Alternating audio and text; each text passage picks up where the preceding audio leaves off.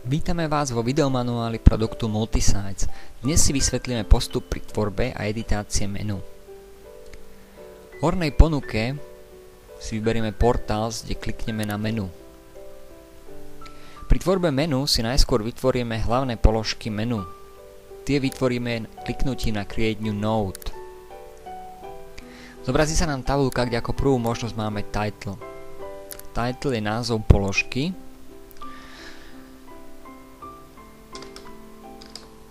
Nasleduje možnosť SEO URL. Je to optimalizácia pre vyhľadávače. Zadávame kľúčové slová, ktoré sú relevantné pre dané webové stránky.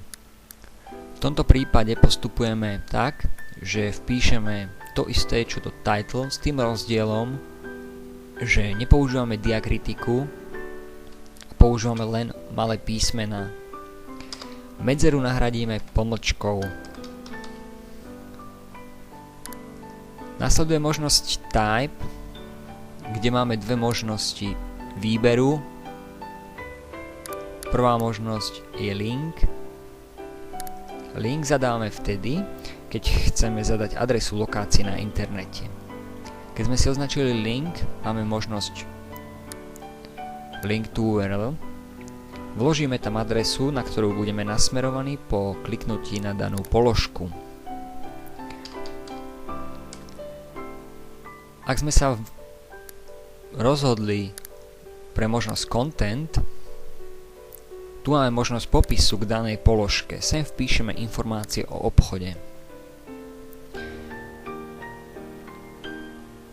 Následne klikneme na Save a uložíme.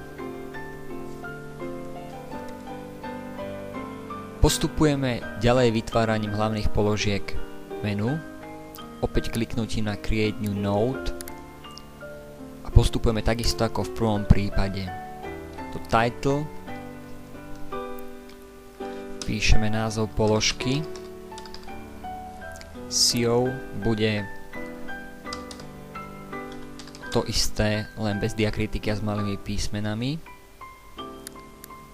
Type sa opäť rozhodneme z dvoch možností zvolenia link a content a klikneme na Save. Keď sme si vytvorili hlavné položky menu, prejdeme k vytvoreniu submenu. Submenu pre položku o firme vytvoríme kliknutím na Add.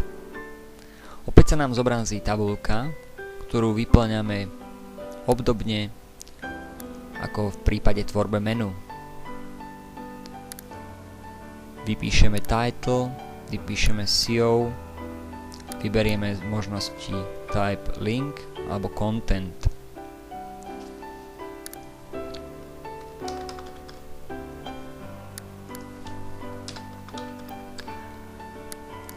SEO, ako som spomínal, vypisujeme bez diakritiky a s malými písmenami. Klikneme na Save. Takto si vytvoríme